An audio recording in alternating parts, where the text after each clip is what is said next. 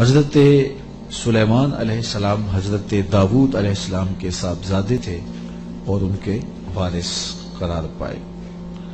وَلَقَدْ آتَيْنَا دَاوُودَ وَسُلَيْمَانَ عِلْمًا، ارشاد فرمایا ہم نے حضرت داود اور حضرت سلیمان علیہ السلام کو علم عطا کیا۔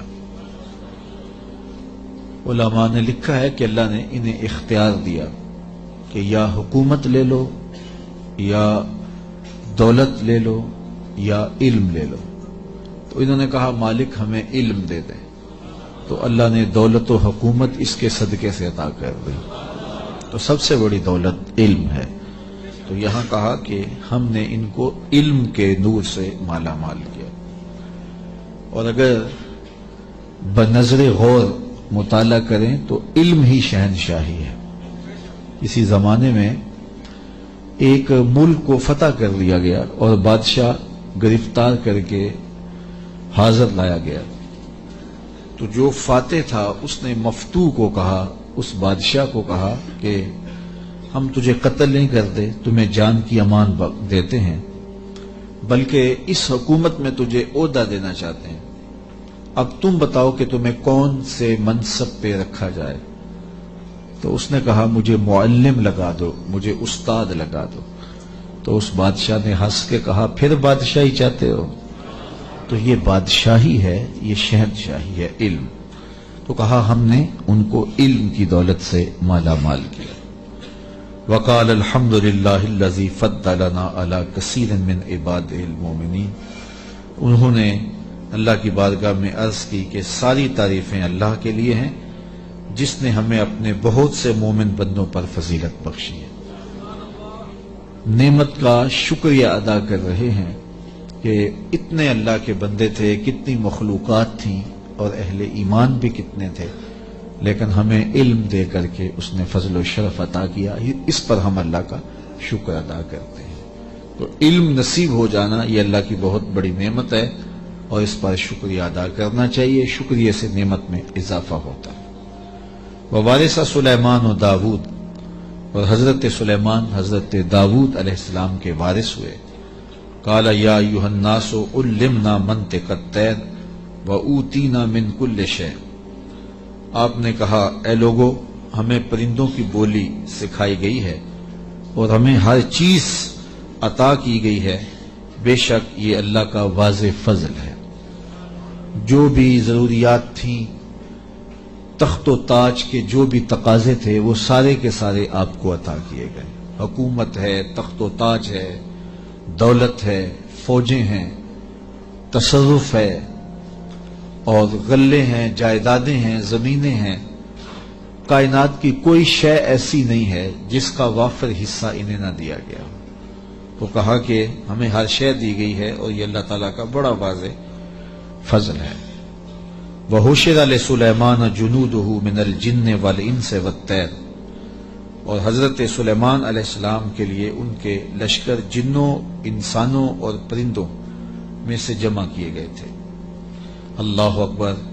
فَهُمْ يُوزَعُونَ، جنہیں وہ بغرض نظم و تربیت جو ہے وہ آپ کی خدمت میں وہ روکے جاتے تھے اور وہ حاضر کیے جاتے تھے، جمع ہوتے اور پھر ان کو ایک ترتیب دیتے اور لشکر آراستہ ہوتے۔ یعنی آپ کی ملک میں انسان بھی تھے، جن بھی تھے آپ کے لشکر میں، اور پرندے بھی تھے۔ اور جب آپ کا لشکر چلتا تھا تو ایک سمت جن ہوتے، ایک سمت انسان ہوتے، اور اوپر پرندے پرواز کر رہے ہوتے۔ کتنی شان و شوکت پر مشتمل لشکر ہوتا حضرت سلیمان علیہ السلام کا۔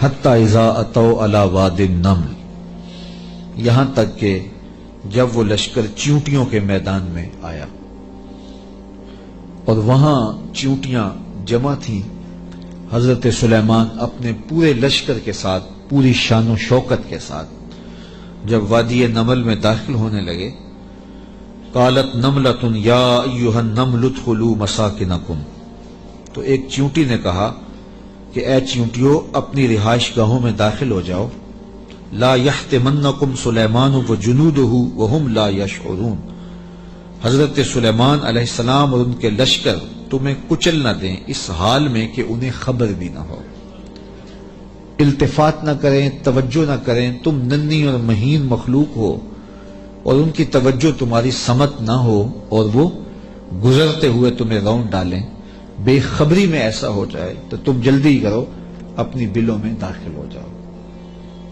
اس چیونٹی نے یہ بات اپنی ہم جولیوں سے کہی۔ حضرت امام فخر الدین رازی علیہ رحمہ اسی آیت کریمہ کی تفسیر میں لکھتے ہیں کہ اس چیونٹی کو یہ علم تھا کہ اللہ کے نبی کا لشکر جان بوجھ کر ننھی جان کو بھی ضائع نہیں کرتا، تو اس لیے اس نے کہا کہیں بے خبری میں تمہیں کچل نہ دیں۔ اگر ان کی توجہ ادھر ہوئی تو وہ ایسا کبھی نہیں کریں گے کہ تمہیں کچل ڈالیں۔ تو معلوم یہ ہوا کہ اللہ کے نبی کا لشکر، نبی کا تربیت یافتہ لشکر جان بوجھ کر ننھی جان کو بھی ضائع نہیں کرتا، اور جو جسموں کے ساتھ بم باندھ کر کے چھوٹے چھوٹے بچوں میں گھس جاتے ہیں اور بازاروں میں جا کے پھٹ جاتے ہیں اور پھر بعد میں بڑے فخر سے ذمہ داریاں قبول کرتے ہیں، یہ کسی نبی کا لشکر نہیں، شیطان کا لشکر۔ نبی کا تربیت یافتہ لشکر، قرآن بتاتا ہے، یہ چیونٹی بھی جانتی تھی کہ نبی کی تعلیم اتنی واضح ہے اور نبی امن کا پیغمبر بھی ہوتا ہے، اس لیے کبھی ایسا نہیں ہو سکتا کہ نبی کا تربیت یافتہ لشکر ہو اور جان بوجھ کر کے ننھی جان کو بھی ضائع کرے۔ رسول کریم صلی اللہ علیہ وآلہ وسلم جب کوئی لشکر روانہ کرتے تو اسے حکم دیتے کہ بوڑھوں کو قتل نہیں کرو گے، بچوں کو قتل نہیں کرو گے، عورتوں کو قتل نہیں کرو گے، ان کے مذہبی رہنماؤں کو، پادریوں کو قتل نہیں کرو گے، ان کے عبادت خانے نہیں توڑو گے، فصلیں نہیں اجاڑو گے۔ یہ کافر جو تھے ان کافروں کے بچوں کو بھی قتل کرنے سے روک دیا گیا، کافروں کے بوڑھوں کو قتل کرنے سے بھی روک دیا گیا، اور جو کفار ہیں ان کی خواتین کے قتل سے بھی منع کر دیا گیا، اور جو مسلمانوں کی نسلیں کاٹ کے رکھ دے اور اس پہ ذمہ داریاں قبول کریں، کوئی بدبخت ہوگا جو ان کی حمایت کرے گا اور ان کو اسلام کا نمائندہ قرار دے گا۔ وہ دشمن اسلام ہو سکتے ہیں، اسلام کے نمائندے نہیں ہو سکتے۔ تو اس چیونٹی نے کہا کہ اپنی بلوں میں داخل ہو جاؤ، کہیں نبی کا لشکر بے خبری میں تمہیں کچل نہ دے۔ حضرت امام راضی لکھتے ہیں کہ چیونٹی کو یہ علم تھا، اس علم کی وجہ سے اس چیونٹی کو قیامت تک آنے والی چیونٹیوں کا سردار بنا دیا گیا، ملکہ بنا دی گئی قیامت تک۔ اچھا، اگر آپ کی توجہ ہو تو ذات کی چیونٹی ہے، رب نے اس کے نام کی صورت اتاری ہے۔ چیونٹی کی حیثیت کیا ہوتی ہے، لیکن وہ پیار کرنے لگی نا نبی سے، اور اس کو پتا تھا کہ نبی کی تعلیمات کیا ہوتی ہیں، تو اس تعلیم کے نتیجے میں ذات کی چیونٹی ہے، لیکن رب نے اس کے نام کی صورت اتار دی۔ تو اس چیونٹی نے کہا جلدی جلدی اپنی بلوں میں داخل ہو جاؤ، اللہ کے نبی کا لشکر کہیں تمہیں کچل نہ دے اور وہ دھیان نہ کرے، بے خبری میں کہیں ایسا نہ ہو جائے۔ اگر خبر ہوگی تو پھر کبھی ایسا نہیں ہو سکتا، کیونکہ نبی کی تربیت یہ ہے، وہ تو زندگیاں بانٹنے آیا ہے، زندگیاں چھیننے تو نہیں آیا، تو یہ ایسا نہیں ہوگا۔ فَتَبَسَّمَ ضَاحِكًا مِّن قَوْلِهَا، تو حضرت سلیمان پیغمبر نے جب چیونٹی کی اس بات کو سنا تو مسکرا پڑے۔ 3 میل دور تھے حضرت سلیمان علیہ السلام، اتنی دور سے چیونٹی نے کہا کہ جلدی جلدی بلوں میں چلی جاؤ، اللہ کے نبی کا لشکر کہیں بے خبری میں تمہیں کچل نہ دے۔ چیونٹی نے یہ بات کی تو حضرت سلیمان نے 3 میل دور سے سن لی اور پھر مسکرا بھی پڑے۔ اب 3 میل دور سے بات سنی جا سکتی ہے والا چیونٹی کی؟ یہ اس حال سے باہر جو چیونٹیاں چل رہی ہیں، کوئی شخص جو بڑا ہی جو ہے وہ باریک سماعتیں رکھتا ہو، کیا وہ یہاں بیٹھ کر کے چیونٹی کی بات جو باہر ہے اس کو سن سکتا ہے؟ چلو جو آپ کے کرسی کے نیچے چل رہی ہے اس کو سن سکتا ہے، اس کی آواز کو، لیکن 3 میل دور سے چیونٹی کی آواز کو اللہ کا نبی سن بھی رہا ہے، اور جو وہ کہہ رہی ہے اس کو سمجھ بھی رہا ہے، اور اس پر تبسم بھی فرما رہا ہے۔ حضرات علماء فرماتے ہیں، جو تیوریات کے ماہرین ہیں، کہ چیونٹی کے منہ میں زبان نہیں ہوتی، پھر اس نے بات کیسے کر لی؟ ایک مہین سا وجود ہے تو اس کے منہ میں زبان نہیں ہوتی، دانت نہیں ہوتے، تو پھر بات کیسے کرتی ہے؟ اور حضرت سلیمان نے سن کیسے لی؟ تو کہا چونٹی کے منہ کے قریب 2 باریک سے بال ہوتے ہیں، مہین سے 2 ریشے ہوتے ہیں، جب اس نے بات کرنی ہوتی ہے تو ان بالوں کو قریب کر کے رگڑتی ہے، اس رگڑنے سے جو آواز پیدا ہوتی ہے اس سے وہ اپنی ہم جولی کو کوئی میسج دے رہی ہوتی ہے۔ اللہ کے نبی کی شان یہ ہے کہ چونٹی کے باریک اور مہین بالوں کے رگڑنے سے جو آواز پیدا ہوتی ہے 3 میل دور سے اس آواز کو سنتا بھی ہے اور اس سے جو مفہوم نکلتا ہے اس کو سمجھتا بھی ہے۔ اور یہ اس نبی کی شان ہے جو ہاتھ باندھ کے مسجد اقصی میں تیرے نبی کے پیچھے کھڑا تھا۔ تو جب غلام کی یہ شان ہے تو امام کی شان کا عالم کیا ہوگا؟ یہ شان ہے خدمت گاروں کی، سرکار کا عالم۔ مولوی کا تو دماغ خراب ہو گیا ہے کہ اس کی سماعتوں کو تول رہا ہے جس کے غلاموں کی سماعتوں کو نہیں تولا جا سکتا۔ اللہ اکبر۔ فتبسم ضاحکا من قولها، یہ میں نہیں کہہ رہا، یہ قرآن کہہ رہا ہے۔ حضرت سلیمان پیغمبر نے اس چونٹی کی بات کو سنا، سن کے سمجھے اور پھر تبسم کیا۔ اللہ اکبر۔ وقال رب اوزعنی ان اشکر نعمتک التی انعمت علی وعلی والدی وان اعمل صالحا ترضاہ وادخلنی برحمتک فی عبادک الصالحین۔ اور اللہ کی بارگاہ میں عرض کی حضرت سلیمان علیہ السلام نے کہ اے میرے پروردگار، مجھے اپنی توفیق سے اس بات پر قائم رکھ کہ میں تیری اس نعمت کا شکر بجا لاتا رہوں جو تو نے میرے اوپر کی اور میرے والدین کے اوپر کی۔ جو نعمتیں بندے کے اوپر ہوتی ہیں اس کا بھی شکریہ ادا کرنا چاہیے، اور جو صالح اولاد ہوتی ہے، جو ماں باپ پر نعمتیں عطا ہوئی ہوتی ہیں، ان کا بھی شکریہ ادا کرنا، کیونکہ ماں باپ کی نعمتیں اولاد تک بھی پہنچتی ہیں۔ مجھے بتاؤ، اگر میں اور آپ کسی کافر کے گھر میں پیدا ہوتے، معاذ اللہ کسی ہندو یا سکھ کے گھر میں پیدا ہوتے، تو آج کیا ہمارے سینے میں ایمان کا چراغاں ہوتا؟ ہم کسی یہودی کے گھر میں پیدا ہوتے تو ہمارے گھر میں ایمان کی روشنی ہوتی؟ ہم کہتے ہیں ہم بڑے سیانے ہیں، بڑے سمجھدار ہیں، ہم مطالعہ کرتے، ہم مختلف ادیان کو پڑھتے اور پھر مسلمان ہو جاتے۔ کیا ایسا ہوتا یا کہ ہم اسی ظلمت اور اندھیرے میں ہوتے؟ تو پھر ہمارے ماں باپ تھے نا جو مسلمان تھے، اور ہم ان کی آغوش میں آئے تو اللہ نے وہ نور ہمیں بھی دیا۔ تو ہمیں اپنے اوپر ہونے والے اس کرم کا احسان کرنا، احسان جو ہے وہ اللہ کے حضور، اس کا شکر ادا کرنا چاہیے، اور ساتھ یہ بھی شکر ادا کرنا چاہیے کہ مالک تیرا کرم ہے کہ تو نے ہمارے ماں باپ کو دین دیا تھا، اور وہ نعمت ہمیں ان کی وساطت سے نصیب ہو گئی۔ علامہ اقبال کہا کرتے تھے، نام تو از پدر آموختم، حضور آپ کا نام میں نے اپنے باپ سے سیکھا تھا۔ وہ حضور کے عاشق تھے تو میں بھی حضور کا غلام بنا۔ ہمارے ماں باپ حضور کا نام لیتے تھے تو کیا کیفیتیں ہوتی تھی، آنکھوں میں آنسو آ جاتے تھے۔ تو آج چونکہ وہ حضور کے عاشق تھے، وہ حضور سے محبت کرنے والے تھے، وہ اولیاء کی چوکھٹوں پہ جانے والے تھے، تو آج اللہ نے یہ دولتیں ہمارے سینے میں بھی رکھی۔ تو جب اس نعمت کا شکریہ ادا کریں جو ہمارے وجود پر ہیں، تو ان نعمتوں کا شکریہ بھی ادا کریں جو ہمارے والدین پہ ہوئی ہیں۔ تو حضرت سلیمان نے یہ ہمیں شکر کرنے کا ایک عجیب طریقہ دیا، خوبصورت طریقہ دیا، اور عرض کی مالک میں ان نعمتوں کا شکر ادا کرتا ہوں جو تو نے میرے اوپر کی، اور ان نعمتوں کا بھی شکریہ میں ادا کرتا ہوں جو میرے ماں باپ پر کی۔ اللہ اکبر۔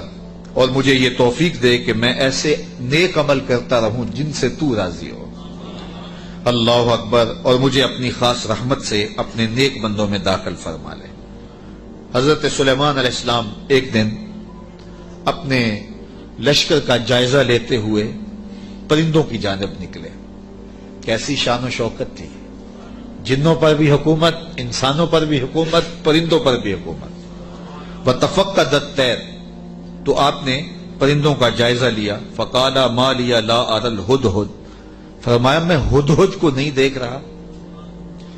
اور پھر فرمایا ام کان من الغائبین، وہ واقعی غائب ہو گیا ہے، لأعذبنہ عذابا شدیدا، میں اس کو سخت عذاب دوں گا، او لأذبحنہ، یا اس کو میں ذبح کر دوں گا، او لیاتینی بسلطان مبین، یا وہ میری جانب میرے پاس اپنے بے قصور ہونے کی کوئی واضح دلیل لائے۔ تین باتیں کی، یا تو سخت عذاب دوں گا، یا ذبح کر دوں گا یا پھر اپنی صفائی میں کوئی مضبوط دلیل لائے۔ حضرت سلیمان علیہ السلام بیت اللہ کی حاضری کے بعد واپس آ رہے تھے اور صنعاء کے مقام پہ جو یمن کا شہر ہے وہاں آپ نے پڑاؤ کیا اور وہاں آپ نے جانوروں کا جائزہ لیا اور وہاں ہدہد کو نہ دیکھا۔ مفسرین فرماتے ہیں جب پانی کی ضرورت ہوتی تو ہدہد کو حاضر کیا جاتا اور یہ ہدہد جو تھا وہ پھر بتاتا کہ کس جگہ پانی ہے۔ یہ جانوروں کے اندر انجینئر ہے، اللہ نے اس کو بڑی طاقت دی۔ حضرت ابو ہریرہ رضی اللہ تعالیٰ عنہ نے جب فرمایا نا کہ یہ بڑی قوتوں سے مالا مال کیا گیا ہے، اس کی نظر بڑی تیز ہوتی ہے، تو کسی نے حضرت ابو ہریرہ سے کہا کہ چھوٹے بچے جب دھاگا لگا کے جال لگا کے جو ہے وہ پھاہی لگاتے ہیں تو یہ ہدہد پھنس جاتا ہے، جس کو زمین کی تہ میں پانی نظر آ جاتا ہے اس کو وہ جال نظر نہیں آتا۔ تو حضرت ابو ہریرہ بولے تقدیر کا جال نظر نہیں آتا، تو تقدیر کا جال بڑا ڈاڈا ہوتا ہے، وہ نظر نہیں آتا۔ یہ آپ نے ایک جانور دیکھا ہوگا کن کھجورا، اس کے 100 پاؤں ہوتے ہیں، 100 پاؤں، اور یہ جو سانپ ہوتا ہے اس کے کوئی پاؤں نہیں ہوتے، یہ اپنے جسم کو بل دے کے آگے بڑھتا ہے، اور کن کھجورا اس کے 100 پیر ہوتے ہیں، اور سانپ کی مرغوب غذا ہے کن کھجورا، اور جب اس کو یہ نظر آئے تو یہ دوڑتا ہے اور سانپ پیچھے دوڑ کے اس کو شکار کر لیتا ہے۔ تو کسی نے کن کھجورے سے پوچھا کہ تیرے 100 پیر ہیں اور سانپ کا ایک بھی نہیں ہے اور پھر بھی تو پکڑا جاتا ہے؟ اس نے کہا تقدیر کے آگے پاؤں نہیں چلتے۔ تو کہا کہ وہ دھاگا تقدیر کا ہے، وہ ہدہد کو نظر نہیں آتا اور وہ بچے اسے پکڑ لیتے ہیں۔ تو ہدہد حضرت سلیمان علیہ السلام کا درباری پرندہ تھا اور حضرت سلیمان علیہ السلام اس سے محبت کرتے تھے، یہ بھی اللہ کے نبی سے پیار کرتا تھا، بلکہ صاحب روح البیان نے ہدہد کے عنوان سے بڑی باتیں لکھی ہیں، کچھ لطیفے بھی ذکر کیے ہیں۔ کہتے ہیں ایک دن یہ ہدہد چونکہ لاڈلا پرندہ تھا حضرت سلیمان کا، تو حضرت سلیمان علیہ السلام کو کہنے لگا کہ میں آپ کے لشکر کی دعوت کرنا چاہتا ہوں۔ آپ نے کہا اتنا بڑا لشکر ہے اور تو میرے لشکر کی دعوت کرے گا؟ کہا جناب دعوت قبول کیجیے۔ تو کہا ٹھیک ہے، آج دوپہر کو میں آپ کے لشکر کی دعوت کروں گا۔ جب دوپہر کا وقت آیا تو دریا کنارے لشکر نے پڑاؤ کیا ہوا تھا، تو ہدہد کبھی دائیں کبھی بائیں اڑانے بھر رہا ہے۔ تو کہا میاں وقت ہو گیا ہے، اب لاؤ نا کھانا، تم نے آج ہماری دعوت کی ہے۔ کہا جی اسی کا انتظام کرنا۔ تھوڑی دیر کے بعد اس نے فضا میں ایک چڑیا شکار کی اور اس کو فضا میں توڑ کر کے پانی میں پھینک دیا اور لشکر کو آواز دی جس کے ہاتھ میں بوٹی آتی ہے بوٹی لے لے، باقی شوربہ پی لے۔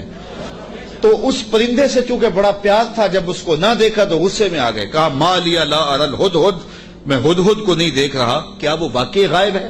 اچھا میں اس کو ذبح کر دوں گا یا سخت سزا دوں گا یا پھر وہ مجھے اپنی بے گناہی کی کوئی دلیل پیش کرے۔ اب ہدہد کہاں چلا گیا؟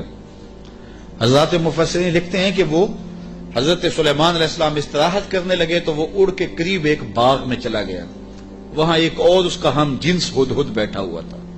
اس نے پوچھا کدھر سے آئے ہو؟ اس نے کہا کہ میں اپنے نبی کے ساتھ گیا تھا، اپنے شہنشاہ کے ساتھ گیا تھا، اور ان کی حکومت جنوں پر بھی ہے، انسانوں پر بھی ہے، پرندوں پر بھی ہے۔ تو اس نے کہا کہ میری جو بادشاہ ہے میرے ملک وہ عورت ہے اور اس کا ایک تخت بہت بڑا، اور میں تمہیں دکھاؤں۔ تو وہ ہدہد کو ساتھ لے گیا اور اتنے میں دیر ہو گئی۔ حضرت سلیمان غصے میں آ گئے، کہا کدھر ہے؟ لاؤ اسے حاضر کرو۔ آپ کا جو درباری شہباز تھا وہ اڑا فضا میں بلند ہوا تو ہدہد آتا دکھائی دیا، تو اس نے اس کے اوپر جھپٹ کے حملہ کرنا چاہا، تو ہدہد نے کہا تجھے واسطہ دیتا ہوں اس رب کا جس نے تجھے میرے پہ طاقت دی ہے، مجھے اپنا معاملہ حضرت سلیمان کے پاس جا کے پیش کر لینے دے۔ کہا انہوں نے کہا ہے کہ تجھے قتل کر دوں گا، ذبح کر دوں گا یا تجھے سخت سزا دوں گا، اب تو بچ نہیں پائے گا۔ تو ہدہد نے کہا کہ انہوں نے کوئی استثناء بھی کیا تھا؟ کہا ہاں، انہوں نے کہا تھا یا کوئی مضبوط خبر لائے، اپنا معقول عذر پیش کرے۔ کہا پھر خیر ہے۔ اب ہدہد حضرت سلیمان کے پاس آیا اور مفسرین کہتے ہیں اس نے اپنے پر جھکا لیے اور دم بھی جھکا لی اور حضرت سلیمان کے سامنے عرض کی کہ اس رب سے ڈریے جس کے حضور آپ رب قیامت کے دن پیش ہوں گے۔ بس یہ بات کہنے کی دیر تھی کہ حضرت سلیمان کا غصہ ٹھنڈا ہو گیا۔ تو میں بتاؤ کدھر گئے تھے؟ تو ہدہد نے کیا جواب دیا، سنو قرآن کیا کہتا ہے، فَمَكَثَ غَيْرَ بَعِيدٍ، تو پس وہ تھوڑی ہی دیر ٹھہرا تھا، کہ وہ حاضر ہو گیا، اور حاضر ہو کے اس نے کہا فقال، اس نے کہا احطت بما لم تحط به وجئتک من سبأ بنبأ یقین، اس نے کہا کہ حضور میں ایسی بات معلوم کر کے آیا ہوں جس پر شاید آپ مطلع نہ تھے، اور میں آپ کے پاس ملک سبا کی ایک یقینی خبر لایا ہوں۔ آپ نے اس چیز کا مشاہدہ نہیں کیا جس کا میں مشاہدہ کر کے آیا ہوں، تو میں ایک یقینی خبر آپ کو جو چشم دید ہے وہ بتانا چاہتا ہوں۔ حضرت سلیمان نے کہا بتاؤ، کہا انی وجدت امرأۃ تملکہم وأوتیت من کل شیء ولہا عرش عظیم، اس نے کہا میں ایک ایسی خاتون کو دیکھا ہے جو بادشاہت کے تخت پہ براجمان ہے، میں نے ایک ایسی عورت دیکھی ہے وہاں جو ان پر حکومت کرتی ہے اور اقتدار کی مسند پہ بیٹھی ہے، اور اسے ملکیت و اقتدار میں ہر چیز بخشی گئی ہے، اور اس کے پاس بہت بڑا تخت ہے۔ یہ شہرہ آفاق تخت تھا جو ملکہ بلقیس کے پاس تھا، اور یہ 40 ہاتھ چوڑا تھا، 80 ہاتھ لمبا تھا۔ شرعی ہاتھ جب کہا جاتا ہے تو وہ کونی تک ہوتا ہے، تو گویا دوسرے لفظوں میں 1.5 فٹ کا ایک ہاتھ لگائیں تو یہ 60 ہاتھ چوڑا تھا، اور 120 ہاتھ جو ہے وہ لمبا تھا۔ سونے چاندی اور قیمتی دھاتوں کا بنا تھا، اور 7 منزلیں تھیں اس کی، اور قیمتی موتی اس کے اوپر لگے تھے، اور جب وہ اپنا دربار لگاتی تو اس تخت کے اوپر بیٹھتی، اور اس کے 12,000 سردار تھے قوم کے جن کے تحت فوجیں تھیں، اور ایک مضبوط نظم و نسق تھا، ہر شے، فوجیں، آلات حرب و ضرب، بہت کچھ دیا گیا تھا۔ تو اس بات کی کہانی سنائی، اور آگے فرمایا وجدتها وقومها يسجدون للشمس من دون اللہ، میں نے دیکھا ہے وہ اور اس کی قوم اللہ کے علاوہ سورج کو پوجتی ہے، اللہ کو چھوڑ کر سورج کی پرستش کرتی ہے۔ وَزَيَّنَ لَهُمُ الشَّيْطَانُ أَعْمَالَهُم، اور شیطان نے ان کے لیے ان کے اعمال مزین کر دیے ہیں۔ فَصَدَّهُمْ عَنِ السَّبِيلِ، اور شیطان نے ان کو راہ حق سے، راہ توحید سے روک دیا ہے۔ فَهُمْ لَا يَهْتَدُونَ، اور وہ ہدایت نہیں پا رہے۔ اللہ يَسْجُدُوا لِلَّهِ الَّذِي يُخْرِجُ الْخَبْءَ فِي السَّمَاوَاتِ وَالْأَرْضِ وَيَعْلَمُ مَا تُخْفُونَ وَمَا تُعْلِنُونَ۔ اللہ اکبر، اس لیے روکے گئے ہیں کہ وہ اللہ کے حضور سجدہ ریز نہ ہوں، جو آسمانوں اور زمینوں میں پوشیدہ حقائق اور موجودات کو باہر نکالتا ہے، یعنی ظاہر کرتا ہے، اور وَيَعْلَمُ مَا تُخْفُونَ، اور جو تم ظاہر کرتے ہو، جو تم چھپاتے ہو، وَمَا تُعْلِنُونَ، اور جو تم ظاہر کرتے ہو اور جو تم چھپاتے ہو، وہ سب کو جانتا ہے، اس کی نظر میں کوئی پوشیدہ نہیں ہے۔ اللہ لا الہ الا هو رب العرش العظیم، اللہ کے سوا کوئی عبادت کے لائق نہیں، وہی عظیم تخت اقتدار کا مالک ہے۔ ملکہ بلقیس کا تخت کیا ہے؟ تخت تو میرے رب کا ہے، عرش تو اس کا ہے۔ تو اس نے یہ بات کہی۔ حضرت سلیمان نے ہدہد سے کہا کالا سننظر اصدقت ام کنت من الکاذبین، کہا کہ ہم ابھی دیکھتے ہیں کہ تو سچ کہہ رہا ہے یا جھوٹ بول رہا ہے۔ کالا سننظر اصدقت ام کنت من الکاذبین، تو سچا ہے یا جھوٹا ہے۔ اذهب بکتابی ھذا فالق الیہم ثم تولى عنہم فانظر ماذا یرجعون، آپ نے خط لکھا اور ہدہد کو دیا، کہا اس کو لے جاؤ اور یہ خط ان کی طرف ڈال دو، اور اس کے بعد ان کے پاس سے ہٹ جاؤ، پھر دیکھ کہ وہ کس بات کی طرف رجوع کرتے ہیں۔ اس خط کے اوپر حضرت سلیمان علیہ السلام نے تحریر کی، ہدہد کے سپرد کیا۔ 1 مہینے کی مسافت پر تھا یہ ملک سبا حضرت سلیمان علیہ السلام کے ملک شام سے، 1 مہینہ جاتے ہوئے لگتا تھا، 1 مہینہ آتے ہوئے لگتا تھا۔ کہا یہ خط لے جاؤ میرا، اور ملک سبا میں جاؤ اور ملکہ بلقیس کو دے آؤ، اور پھر دیکھو کہ وہ کیا کہتے ہیں۔ ہدہد نے خط پکڑا، بادشاہ تخت پہ بیٹھی تھی، اس نے جا کے خط پھینک دیا۔ جب ملکہ نے خط پکڑا اور اس کو کھولا اور پڑھا، نبی کی جلالت تھی، کیونکہ صرف بادشاہ نہیں تھے، نبی بھی تھے، تو کہتے اس کا وجود کانپنے لگا، اور اس نے اپنی قوم کے سرداروں کو کہا کہ قالت یا ایھا الملأ انی القی الی کتاب کریم، اے میری قوم کے سرداروں، میری طرف ایک عزت والا خط ڈالا گیا ہے، علماء تفسیر نے لکھا ہے کہ یہ لفظ ہی اس کے لیے بہتری کی ضمانت بن گیا کہ اس نے نبی کے خط کو عزت والا خط کہا. بعد میں جو ہوا اور پھر وہ متی ہوئی اور اللہ نے اس کے لیے بہتریوں کے دروازے کھولے، وہ اس کی اس تکریم کی وجہ سے. خسرو پرویز کی جانب میرے رسول کریم صلی اللہ علیہ وسلم نے خط بھیجا تھا تو اس نے ٹکڑے کر دیے تھے. تو آقا کریم علیہ السلام نے جب سنا تو فرمایا اللہ اس کی سلطنت کے ٹکڑے کرے گا، اور ایسے ہوا. تو پرویز نے حضور کا خط پھاڑا تھا تو ذلیل و رسوا ہو گیا، اور اس نے اللہ کے پیغمبر کے خط کو سینے سے لگایا اور کہا یہ عزت والا خط ہے جو میری جانب ڈالا گیا ہے. انہ من سلیمان، بے شک یہ حضرت سلیمان کی طرف سے ہے. وَإِنَّهُ بِسْمِ اللَّهِ الرَّحْمَٰنِ الرَّحِيمِ، اور بے شک اس میں یہ لکھا ہے کہ اللہ کے نام سے شروع جو رحمان اور رحیم ہے. تو یہ خط سلیمان علیہ السلام کی جانب سے لکھا گیا تھا، اور وہاں اس زمانے میں خط لکھنے والا اپنا نام پہلے لکھتا تھا پھر مضمون خط کا لکھتا تھا. تو آپ نے پہلے کہا انہ من سلیمان وانہ بسم اللہ الرحمن الرحیم اللہ تعالی علیہ واتونی مسلمین. دو لفظ لکھے. آپ نے کہا خط کا مضمون یہ تھا تم مجھ پر سر بلندی نہ چاہو، مجھ سے بڑا بننے کی کوشش نہ کرنا، سر بلندی نہ چاہو، اور فرما بردار ہو کے میرے پاس حاضر ہو جاؤ. بس دو لفظ تھے، حضرت سلیمان کی مہر تھی، اور یہ خط ہدہد نے جا کے ملکہ بلقیس کو دیا. اس کا وجود کانپنے لگا. پھر وہ سنبھلی اور اپنے سرداروں سے کہنے لگی قالت یا ایھا الملؤ افتونی فی امری ما کنت قاطعۃ امرا حتی تشہدون. اے میرے درباریوں، تم مجھے بتاؤ اس معاملے میں کیا تمہارا مشورہ ہے، چونکہ میں کسی بھی معاملے میں قطعی فیصلہ کرنے سے قبل تمہیں حاضر کرتی ہوں اور تم سے مشورہ لیتی ہوں. مشورے کے بغیر میں نے آج تک کبھی قدم نہیں اٹھایا، اور یہ میرا معمول ہے. اب یہ خط آیا ہے، اس کا یہ مضمون ہے جو میں تمہیں سنایا ہے. اب تم بتاؤ کہ اب کیا کیا جائے. اب 12,000 سردار تھے اور ان کے ماتحت فوجیں تھیں. قالو بولے نحن اولو قوت و اولو باس شدید.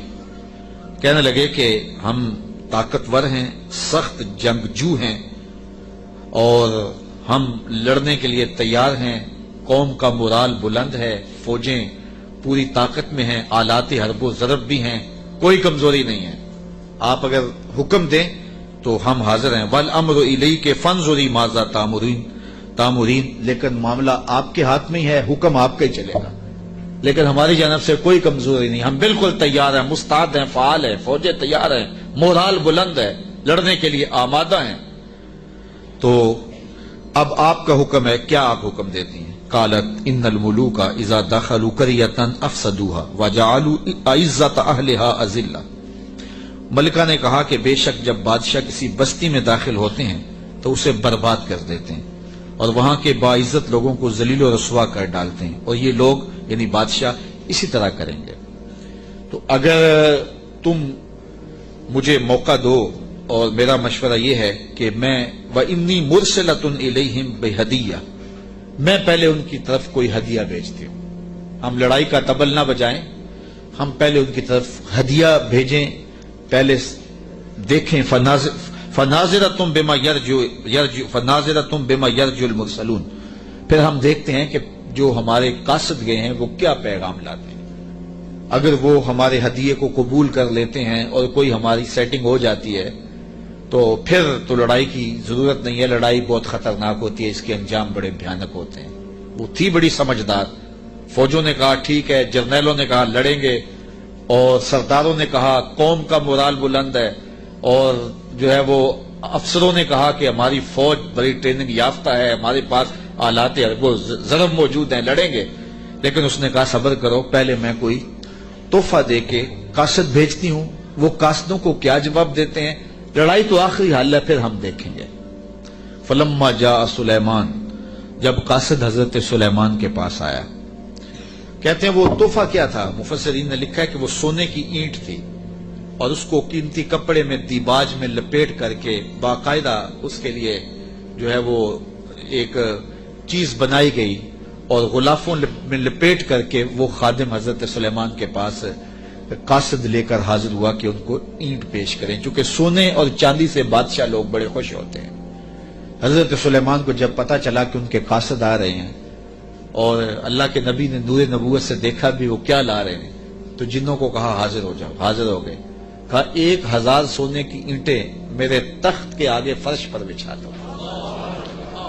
تو جب اینٹیں بچھی ہوئی انہوں نے دیکھی تو وہ جو تحفہ لے کے آئے تھے سنبھال کے ایک اینٹ، انہوں نے دیکھا کہ وہ اینٹیں تو قدموں میں پڑی ہوئی، تو اب وہ تحفہ دیتے ہوئے شرم محسوس کرنے لگے، کیا دے الٹے بانس بریلی کو، یہاں تو اینٹیں قدموں میں پڑی ہوئی ہیں۔ علاؤ الدین خلجی ساری زندگی تڑپتا رہا کہ حضرت خواجہ نظام الدین اولیاء کی بارگاہ میں حاضری دوں۔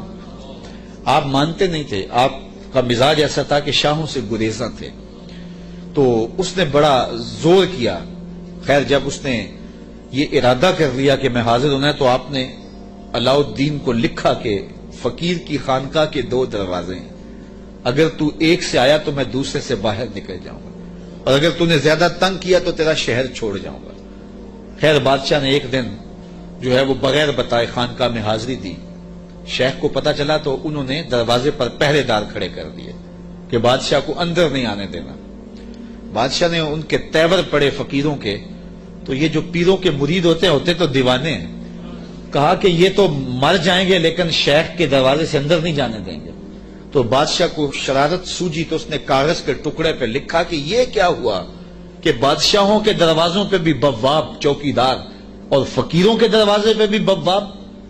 تو اندر سے شیخ نے اسی کاغذ کے ٹکڑے پہ بیک پہ اس کی پشت پہ لکھ کے بھیجا، فرق یہ ہے کہ بادشاہوں کے درباروں پر جو بواب ہوتے ہیں وہ فقیروں کو روکنے کے لیے ہوتے ہیں، اور جو فقیروں کی چوکھٹ پہ بواب ہوتے ہیں وہ امیروں کو روکنے کے لیے ہوتے ہیں۔ بادشاہ کہنے لگا کہ مجھے حضرت کی خانقاہ تو دیکھنے کی اجازت ہوگی۔ خدام نے کہا کوئی حرج نہیں ہے۔ تو وہ خانقاہ لنگر خانہ دیکھنے لگا، بہت بڑی خانقاہ تھی۔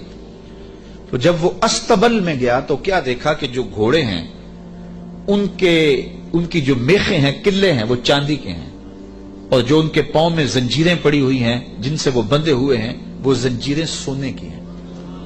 تو بادشاہ بڑا حیرت زدہ ہوا، تو اس نے پھر کاغذ کے ٹکڑے پہ لکھا کہ یہ کیا ہوا کہ بادشاہوں کے پاس بھی سونا اور چاندی اور فقیروں کے پاس بھی سونا اور چاندی، فرق کیا ہوا؟ تو شیخ نے جواب میں لکھ کے بھیجا، فرق یہ ہے بادشاہ خزانوں میں سنبھال کے رکھتے ہیں، فقیر گھوڑوں کے قدموں میں ڈال کے رکھتے ہیں۔ تو حضرت سلیمان علیہ السلام نے 1000 اینٹ بچھوا دی۔ آپ جانتے ہیں جب بہار چین آیا نا حضرت عمر کے زمانے میں، جب ایران فتح ہوا تو سب سے دنیا کے اس وقت نامور اشیاء میں سے بہار چین ایک بہت بڑا قالین تھا، جس کو بہار چین پہ بٹھا دیا جاتا وہ ناز کرتا کہ میں بہار چین پہ بیٹھے۔ آج وہ کسی کو وہ سرخ قالین پہ جو ہے وہ لے کے جاتے ہیں تو کہتے ہیں میرے لیے سرخ قالین بچھائے گئے، امریکہ میں یا جو ہے وہ میرے لیے جو ہے وہ برطانیہ میں یہ اعزاز دیا گیا ہے کہ مجھے سرخ قالینوں پہ میرا استقبال کیا گیا، سرخ قالین بچھائے گئے۔ بہار چین یہ ایک ایسا قالین تھا کہ جس پہ بیٹھ جانا اور جس پہ چلے جانا یہ بڑے دنیا کے لوگ جو ہے وہ فخر سمجھتے تھے۔ جب حضرت فاروق اعظم کا زمانہ آیا تو یہ علاقہ فتح ہوا تو یہ اونٹوں پہ لاد کر کے یہ بہار چین مدینے بھیجا گیا۔